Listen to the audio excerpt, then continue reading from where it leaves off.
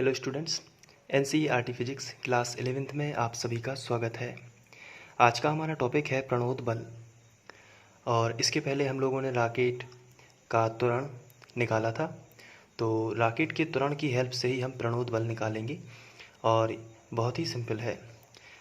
तो प्रणोद बल आखिर है क्या? तो ये एक प्रकार का बल है। जैसा कि आप जानते हैं कि कोई रॉकेट है। अब इसमें होता क्या है कि यहाँ पर ईंधन भरा होता है, यहाँ पर भी ईंधन भरा होता है, यहाँ पर और यहाँ पर। सिर्फ ऊपर का भाग होता है जहाँ पर सैटेलाइट लगाया जाता है, बाकी यहाँ पर तो ईंधन होता है। तो जब ईंधन जलता है तो ताप भी उच्च होता है और दाब भी उच्च होता है, जिसके कारण ये छोटे से छिद्र से जब गैसें निकलती हैं तो एक नीचे की ओर बल काम करता है। तो न्यूटन के अनुसार जब नीचे की ओर एक बल काम करता है तो उसका प्रतिक्रिया बल ऊपर की ओर भी लगेगा, क्योंकि प्रत्येक क्रिया के बराबर किंतु विपरीत प्रतिक्रिया होती है, जिससे ये रॉकेट ऊपर की ओर जाएगा। जब ये रॉकेट ऊपर की ओर जाएगा तो जितने बल के साथ ये ऊपर की ओर जाता है, यानी कि इसे ऊपर उठाने में जितना बल लगता है वही प्रणोद बल है। ये इसकी डेफिनेशन हो जाएगी। तो प्रणोद बल की हम डेफिनेशन लिखेंगे कि रॉकेट को जितना ऊपर उठाने में बल लगता है या रॉकेट को ऊपर जाने में जितना बल लगता है वही प्रणोद बल है। तो आइए डेफिनेशन लिख लेते हैं। तो इस तरीके से हम डेफिनेशन लिखेंगे, रॉकेट को ऊपर जाने में जितना बल लगता है उसे प्रणोद बल कहते हैं। तो ये बहुत ही सिंपल है। अब हम इसका डेरिवेशन कैसे करेंगे? तो जो बल है वो आप जानते हैं। जैसे हम इसको यदि रफ में समझें, बल का फॉर्मूला क्या होता है? तो बल का फॉर्मूला आपको पता होगा, द्रव्यमान गुणित त्वरण। तो हमने लिखा द्रव्यमान गुणित त्वरण, ये है बल का फॉर्मूला। अब यदि हमें रॉकेट का द्रव्यमान पता है और यदि हमें रॉकेट का त्वरण पता है तो हमें बल मिल जाएगा, और जो बल मिलेगा वो होगा प्रणोद बल। तो इसलिए हम सबसे पहले रॉकेट का द्रव्यमान और रॉकेट का त्वरण यहाँ पे लिखेंगे। तो हमने हेडिंग डाल दी व्यंजक, हम इसका फॉर्मूला निकाल रहे हैं। और रॉकेट का द्रव्यमान हमने पढ़ा हुआ है। रॉकेट का द्रव्यमान होता है m0 माइनस डेल एम बटे डेल टी। मैंने आपसे बोला था कि इसको याद कर लेना है, इसी आधार पर हमने रॉकेट का त्वरण निकाला था। तो ये रॉकेट का द्रव्यमान होता है। अब इसमें क्या होता है कि ईंधन सहित कुल द्रव्यमान तो होता है m0, लेकिन उसमें से गैसें निकलती हैं और t सेकंड में जितनी गैस निकलेगी वो माइनस करेंगे, तो टोटल बनेगा रॉकेट का द्रव्यमान। अब हम रॉकेट का त्वरण भी निकाल लेते हैं। रॉकेट का त्वरण हमने निकाला हुआ है, और रॉकेट का त्वरण हम लोगों ने पिछले व्यंजक से निकाला है, आपको ये भी ध्यान होना चाहिए, जो कि था डेल एम बटे डेल टी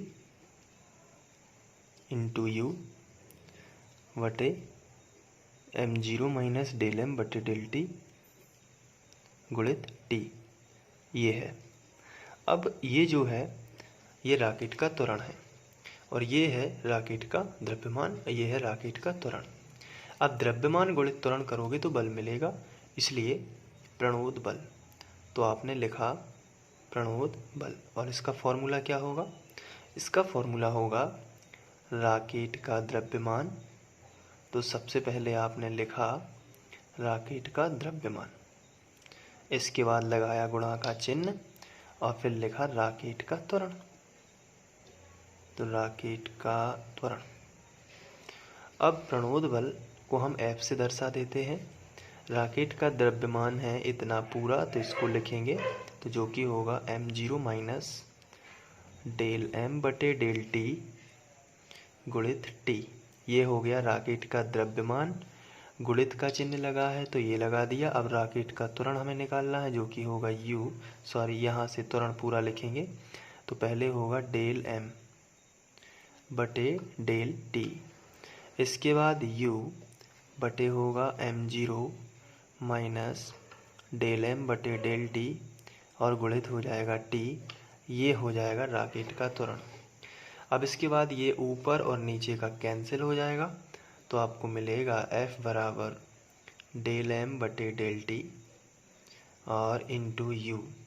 यही हो जाएगा प्रणोद बल। तो ये आपको फॉर्मूले याद रखने हैं। सभी जितने भी फॉर्मूले मैं यहाँ पे बता रहा हूँ वो सभी आपको याद रखने हैं। चलिए, ये तो आपको समझ में आ गया होगा। नीचे आप फिनिश लाइन लिख सकते हैं इस तरीके से।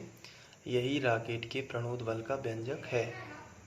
अब जो रॉकेट का प्रणोद बल है वो किस पर डिपेंड करता है, तो प्रति सेकंड निकलने वाली गैस का द्रव्यमान और गैस का वेग, अगर दोनों का गुणा कर दें तो प्रणोद बल मिल जाएगा। तो हम यहाँ पे लिखेंगे रॉकेट का जो प्रणोद बल है वो प्रति सेकंड निकलने वाली गैस का द्रव्यमान यानी कि डेल एम बटे डेल टी और वेग के गुणनफल के बराबर होता है। तो ये है प्रणोद बल। अब आप इसको नोट करेंगे और नोट करने के लिए मैं आपको स्क्रीनशॉट दे देता हूँ। ये पहला शॉट है जिसमें आप प्रणोद बल की डेफिनेशन कैप्चर कर सकते हैं। इसके बाद ये व्यंजक,